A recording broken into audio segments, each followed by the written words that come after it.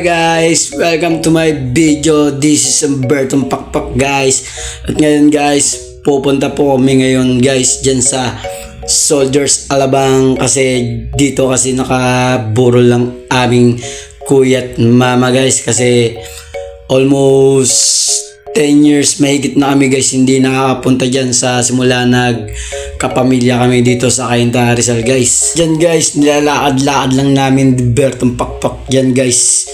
So sobrang init yan guys kasi yung service namin pinaiwan na lang ng mga barangay dun sa taas guys, kaya tamang lakad lang namin yung Bertong Pakpak dyan guys para papunta dun sa aming mahal na nanay at kuya guys. Kaya ito ngayon kami naglalakad ngayon guys para iwas traffic daw guys, sabi ng mga barangay dun sa taas. Kaya yun, naglalakad-lakad kami doon, vaccine and everything dyan.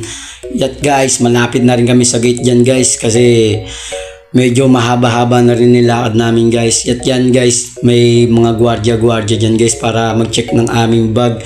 At hinarang kami dyan ni Dompax and everything box kasi baba daw yung gamit at buksan. At yan guys, nandyan na rin po kami sa aming pupuntahan. At yan guys, ang aming mahal na lola.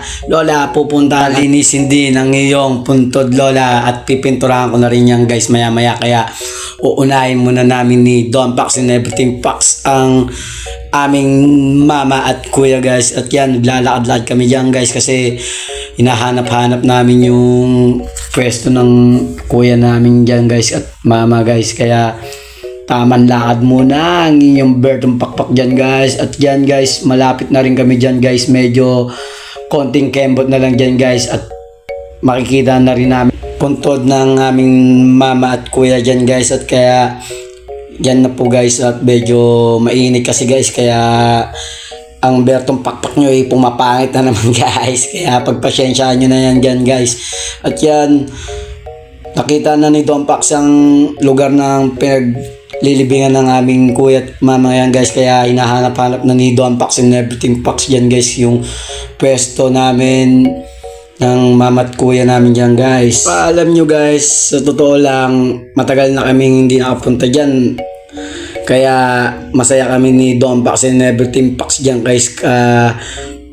Mapuntahan ulit ang aming mahal sa buhay. Kaya yan, hinahanap-hanap ni Dompax. Kaya ayan na guys, nakikita na ni Dompax and everything Pax yung pwesto ng aming magulang at kuya guys. Kaya yan, tamang usog muna po yung mga nakaharang dyan guys. Kaya pasyensya na po kayo kuya, shoutout sa iyo. Kaya yan, pinapwesto na ni Bertong Pakpak yung mga gamit na gagawin niya dyan guys, pamedtura ng mga ataol. Ay, sorry pala, lapid na pala.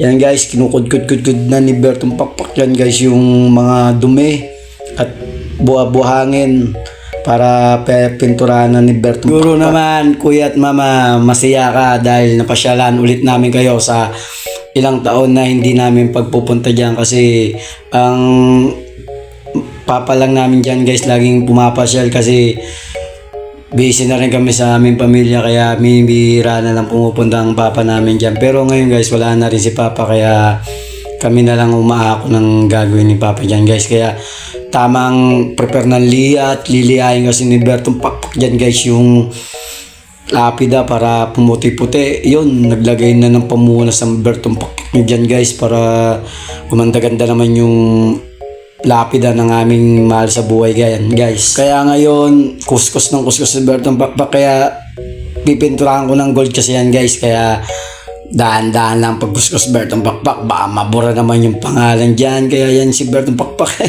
tamang kuskus, tamang paeg yan guys. Kaya sige lang Bertong Pakpak, banat lang ng banat mamaya guys, gugoldan ko na yan para gumanda-ganda naman yung pangalan ng aming mahal sa buhay dyan guys. Kaya maya-maya na lang ipipensilin na rin ni Bertong Pakpak yan guys para gumanda-ganda naman at tamang punas na naman ng Bertong Pakpak nyo dyan guys. Para ayan na, naglabas na siya ng gold dyan guys, para isa-isayin niya yung mga letter dyan guys para tumangkad na naman at lumitaw ang pangalan dyan guys. Kaya yan na naman ang yung Bertong Pakpak, pahid ng kamay naman to. Ano ba naman ginagawa nito?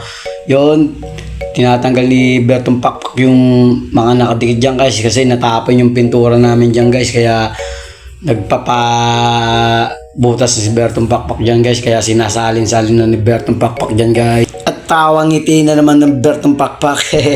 Tawang tagumpay yan, Bertong Pakpak yan. Pinagbinuhos-buhos na ni Bertong Pakpak sa ngayon yung mga powder para pampahalo ng gold dyan guys. Kaya shoutout sa iyo Bertong Pakpak, napakahusay mo talaga.